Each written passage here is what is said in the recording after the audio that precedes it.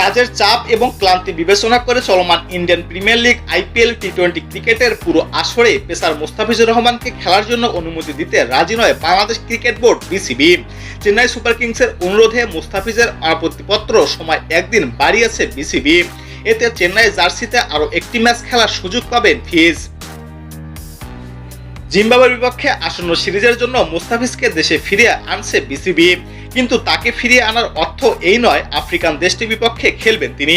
বিশেষভাবেই কাজের চাপ কমানো এবং শতভাগ ফিট ও সতেজ রাখার জন্যই আইপিএল থেকে ফিরিয়ে আনা হচ্ছে মোস্তাফিজকে। চলমান দারুণ ছন্দে আছেন আইপিএলে মোস্তাফিজুর রহমান। 2021 সালের টি-20 বিশ্বকাপের স্মৃতি মনে করিয়ে দিলেন জালাল ইউনুস।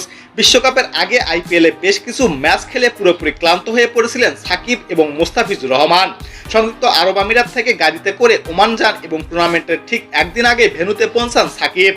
আগে বিমানে করে আসেন মোস্তাফিজুর রহমান। বিশ্বকাপের সময় স্পষ্টভাবেই বোঝা গিয়েছিল তারা খুবই ক্লান্ত, তাই সেই ক্লান্ত যেন এবার না হয় মোস্তাফিজুর রহমান, সেজন্যই তাকে আগেভাগেই দেশে ফিরিয়ে আনছে বিসিবি। এর আগে তাসকিন আইপিএল খেলার প্রস্তাব পেলেও অনুমতি দেয়নি বিসিবি। এবারও নাম নিলামে উঠলেও অনুমতি দেওয়া হয়নি। তাসকিনের মতো শরীফুলকে অনুমতি দেওয়া হয়নি। তবে তাসকিন ও শরীফুলকে নিয়মিত নজরে রাখা হচ্ছে বলে জানান জালাল ইউনুস। তিনি আরো বলেন, বড় সংস্করণে খেলছেন না তাসকিন আহমেদ, বর্তমানে শুধু ওয়ানডে এবং টি-20 ফরম্যাটে খেলছেন। এক্ষেত্রেই কাজের চাপ কমে গেছে। যে ধরনের সমস্যা দ্রুত জানানো হবে তাসকিনকে। এখন পর্যন্ত কোনো অভিযোগ করেননি। তিনি বলেছেন ভালো অনুভব করেছেন। সব দলেই ক্রিকেট বোর্ড জানিয়েছেন, বিশেষ করে পেসারদের বিষয়ে যদি তারা কোনো ধরনের সমস্যা মনে করে তাহলে তাদেরকে ছেড়ে দিতে হবে।